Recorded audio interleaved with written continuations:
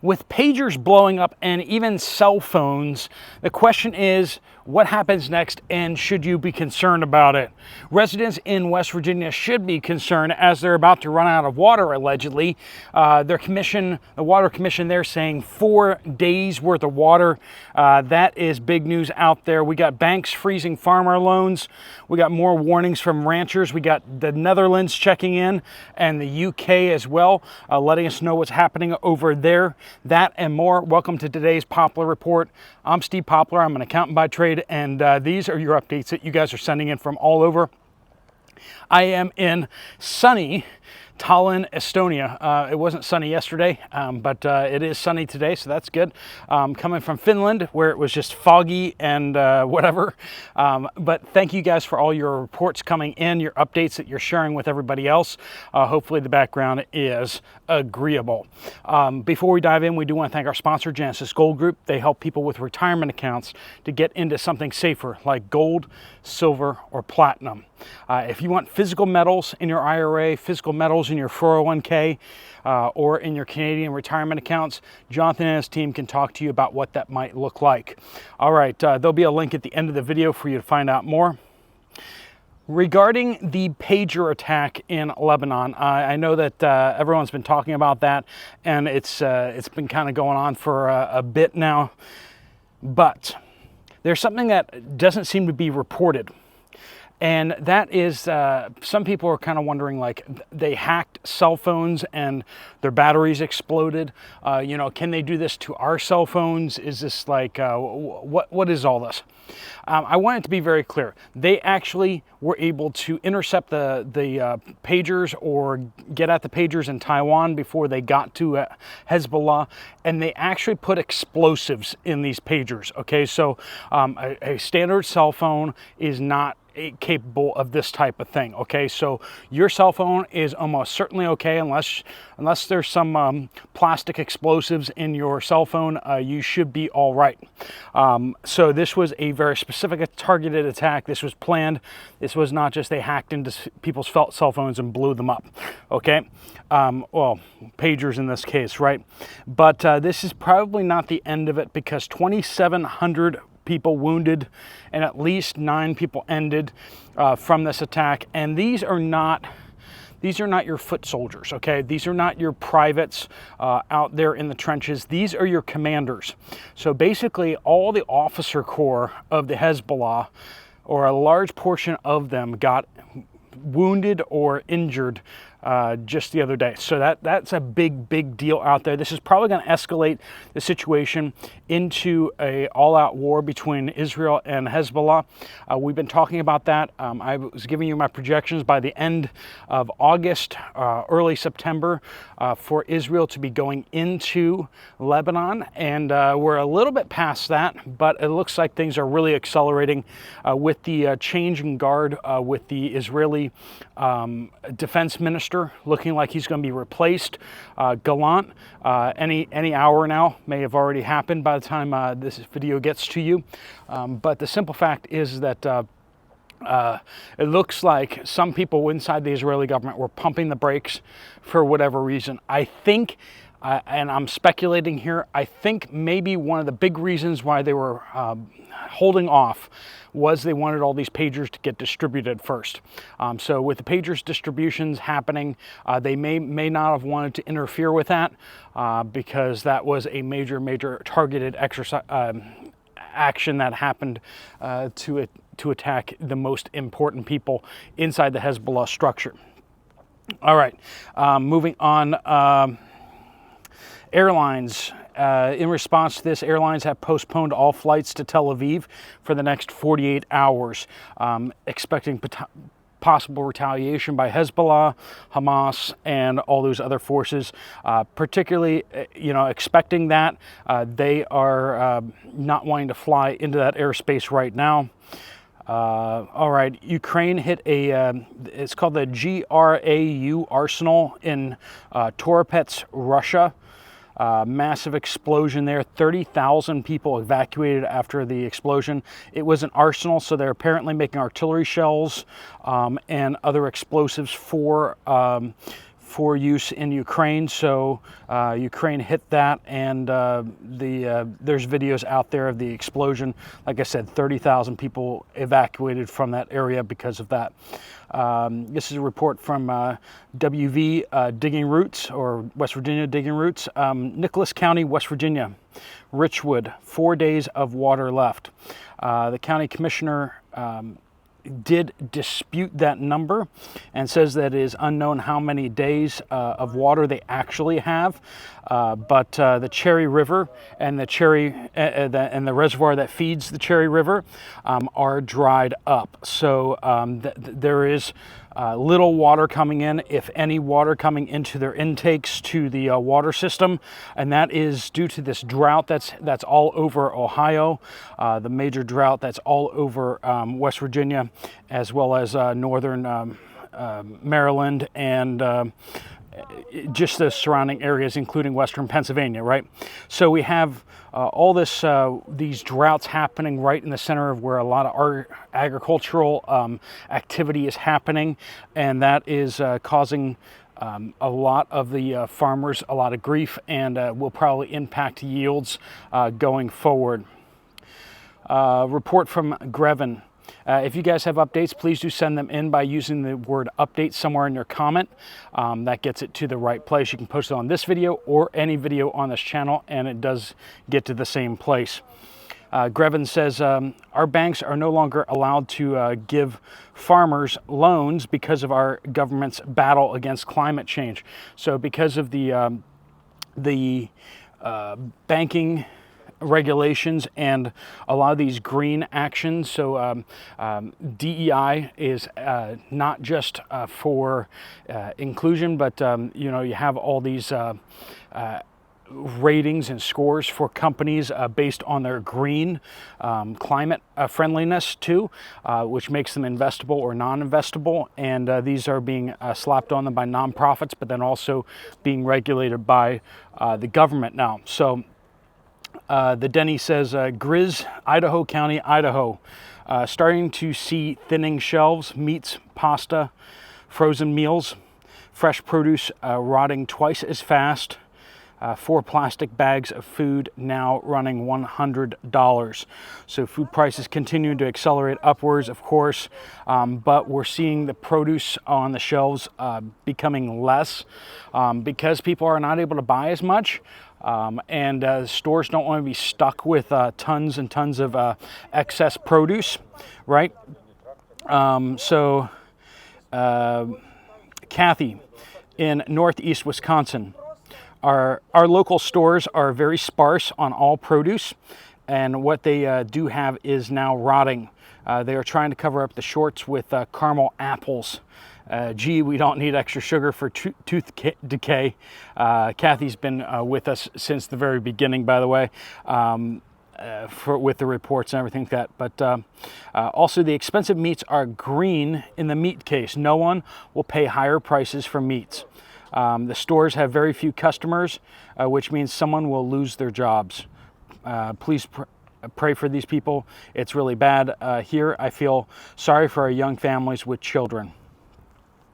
And then we got a big report out of Texas from a Texas rancher here that's been sharing what's been going on with the ranchers with the beef case out there. Texas Steader says, update by Texas rancher. I sell about a steer a month at our local cattle barn in Minola, Texas. First time in my life I've seen more heifers being sold than steers. Ranchers getting desperate. Of course, heifers for repopulating the flock and calving, right? If you want to have more cattle, then you need your heifers. So why would you turn them into ground beef unless there's something going on there? I actually bought 3 heifers for pennies on the dollar above what sale barn prices to save from the grinder to take back to the range. If they're dipping into their breeding stock, you're looking at decades of recovery in the beef industry. I'm going to increase my operation best I can afford because I think those of us remaining with paid off land and wells might do all right. So that's one rancher out there taking action to kind of be counter what everyone else is doing out there. But friends, the beef crisis is coming. If we got a lot of ranchers down in Texas that are selling off their breeding stock, and we already have record low rates of the beef herd in the U.S., we're talking 1951 is the last time we had a beef herd this small in the United States. And other countries are also struggling with the beef too. We were just talking about Brazil, right? Brazil is looking at lower beef harvesting this year, beef next year, and the year after that. They're looking at their herd is decreasing as well. Roseanne shares North Texas Aldi. Olive oil has jumped from $3.99 a bottle to $5.99, and yesterday I found it now is $7.99. You talked about this, and now it's here.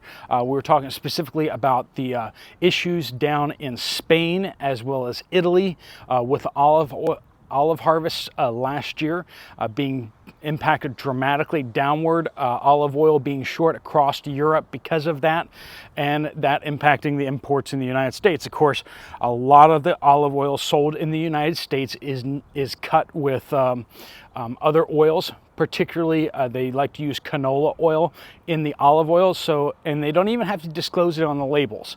America is really bad when it comes to labeling. One of the things I've noticed here in traveling through the European Union states out here is just, man, the food is so much better quality in the grocery stores. It's more expensive, granted, but it is certainly better quality. The ingredients are much more clear. The ones I can understand because they don't often put it in English on the labels.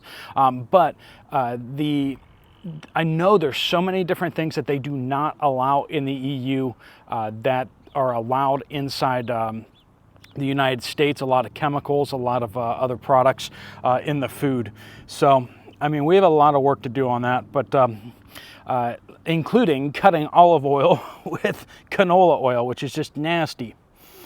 Dragon Mom says, Kane County, Illinois. Went to my local Aldi on Monday. It was so sad. Kleenex and paper napkins were sparse, low on eggs. One dozen cost eggs. Cost $4.09.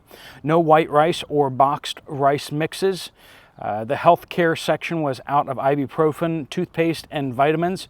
No aluminum foil. No gallons of milk, only half gallons. No butter, no yogurt, and very low on margarine. Also, no ramen noodles. Steve, please remind everyone to stock up. If we look like this in September, what will we look like in October and November? I don't know. Maybe you're one of the few people out there that thinks that November is going to go nice and well. Everyone's going to be happy. Everyone's going to come together and sing Kumbaya at the end of what happens in November, which may stretch into December and January. I hate to be the bearer of bad news or bad predictions, but that may just be what happens. But if that happens, what do you think that's going to do to the stores? What do you think that's going to do to availability of products and everything out there? What happens if there's strikes? What happens if there's a trucker strike? What happens if everything stops moving? We got the longshoremen set to go on strike here September 30th. I'm watching that very closely. I don't want to be talking about that too much prematurely, but it looks more and more like it's already starting to have impacts out there. Raptured says, Jacksonville, Florida, several Walmart tool sections almost bare. So not just food, but tools as well. Of course, those are on the lower end of the spectrum of quality, of course. For the most part, I mean, Walmart does actually have some pretty decent tools in certain brands, of course. But Ian says, here in the UK, the power companies are increasing the cost of electricity and gas this October. They sent us a leaflet about what to do in the event of a power cut. Pray for the weak and elderly this winter, right? So they didn't get the